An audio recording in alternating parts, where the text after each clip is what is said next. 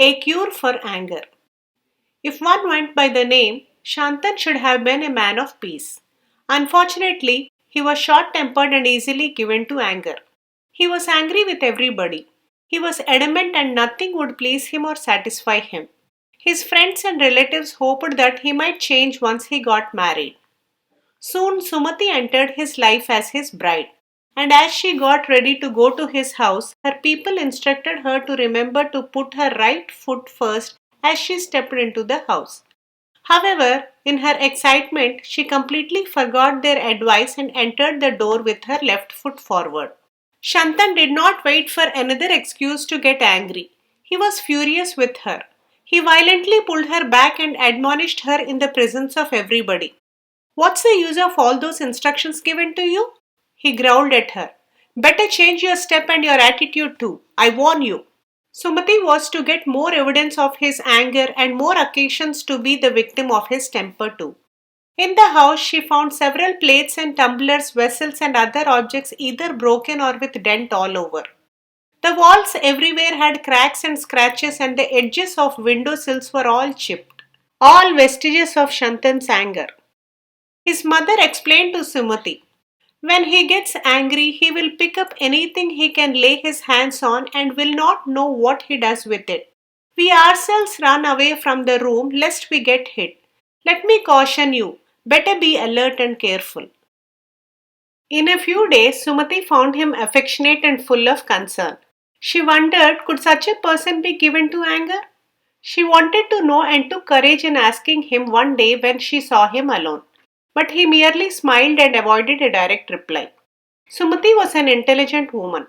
She knew it is not advisable to become angry unnecessarily or for petty reasons. She therefore decided that she would try her best to change her husband's habit.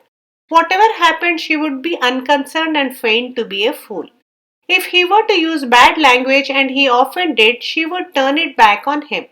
This strategy she thought might succeed. One day, Shantan came back home hungry. He waited for her to bring his lunch, and Sumati innocently waited for her husband to ask for it. Don't stand there like a piece of log. Bring me some rice, he said as he sat down on the floor. Very obediently, she went to the kitchen and brought a plate with just 2 spoons of rice. There was nothing else in the plate. Shantan glared at her, and Sumati could guess what he meant and what would follow. She told him softly, You asked for some rice, and that's what I have brought. You didn't tell me how much or what else. I didn't want to do anything on my own and incur your wrath. If you tell me what exactly you wish to have, I shall go and bring all that. Shantan was silent for some time. He thought all the while. After all, Sumati had a point and she was honest about it. There was no reason in getting angry with such people, he concluded. By then, Sumati had brought back the plate with a full meal. After he had eaten and washed his hands, he turned to her. Don't you know that after I take my meals, I have to go for work? Throw me my bag, he said rather rudely. Sumati ran inside and came back with the bag as he was about to put on his sandals and grab the umbrella from its stand. She thought he was in a hurry and threw the bag at him. Just as he had told her, thup, the bag hit him on his head. He turned back, rubbing his head. What do you think you were doing, you woman? He said with uncontrollable anger, to which Sumati coolly replied, Look at that. You asked me to throw the bag to you, and that's what I did. Why should you be angry with me? Fool. Shantan muttered to himself and went out without uttering a word to his wife. Another day, the husband and wife were alone at home. Sumati was busy with her chores while Shantan was doing physical exercises under a tree. Sumati wanted to empty a bucket of water full of muck and not fit to be given even to cattle.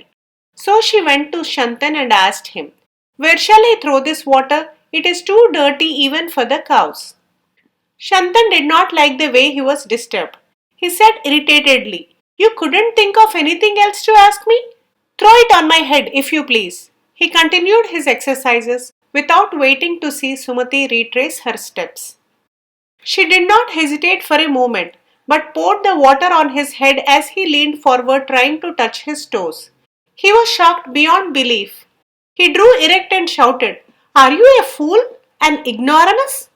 Sumati Sumati stood her ground and replied, I thought the water has some medicinal properties and maybe that's why you wanted it to be poured on your head. Shantan realized how correct she was and how unfair he had been to her every time he was angry with her. He caught hold of her hands and said, Sorry, Sumati, I should have been careful with my words in my speech. No, I can't blame you and I don't have any reason to be angry with you. Shantan was never again angry with Sumati. As days went by, she could notice that he would not get angry even at the slightest pretext. Sumati was happy that she could find an antidote for his anger. Please like, share and subscribe if you enjoyed this video. Do provide your feedback in the comment section below. Thanks for listening.